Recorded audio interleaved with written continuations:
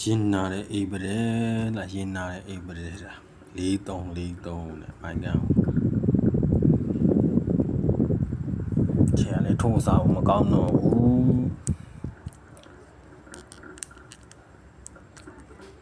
6ခု5ခုဆိုပေါက်လား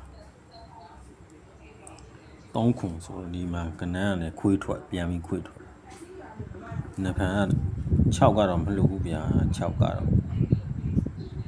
နှစ်ဖန်6เนาะပတ်မှာကြာတာပတိနေ့6ပတ်မယ်လားဇာတူးဆိုတော့ပတ်မှာမနေ့ညတဲ့6 5အချိန်နဲ့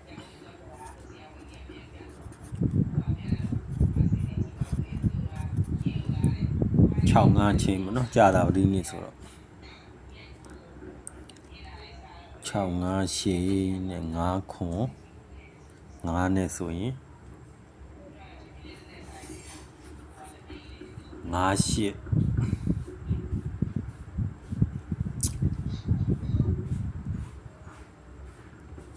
5တက်ပါထဲပါဗျာ5တက်အောင်6ပရိ3ညပရိစင်ရင်6ပရိလိုက်တယ်ကျွန်တော်တို့6နဲ့ကတော့6 3ညရယ်6ခွန်ရယ်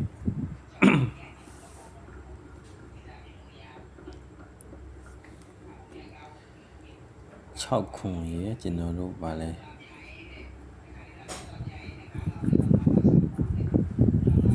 6ဘူးပေါ့နေပါလေနော်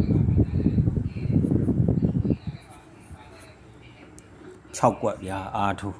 ပတ်နိုင်တဲ့လူကတော့ပတ်ပေါ့ဗျာ6ပတ်တီး6ပတ်တီး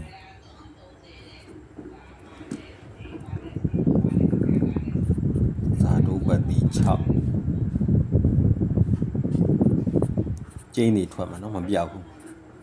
လိုက်ရဲလူလိုက်ပေါ့ကျွန်တော်ကတော့6ပတ်တီးလိုက်မယ်ဗျာမနေ့က6ပတ်တီးလိုက်မယ်6ပတ်နိုင်တဲ့သူဒီကောင်းလေးထိုးပေါ့နော်5ခွန်5ရှစ်5တက်60 6ခွန်6ဘူး3နေကြည့်ပဲဗျာ3 3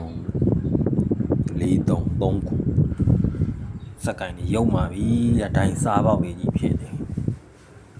ကြည်ထိုးကြပါဗျာထိုးတဲ့သူတွေလည်းကြည်ထိုးကြပါတချို့တူရီဆရာကြီးလည်းကနန်းနေကိုဗျာတဲ့မပါလဲပါတယ်ပြောလို့ပြောပေါ့နော်အဲ့လိုပြောတော့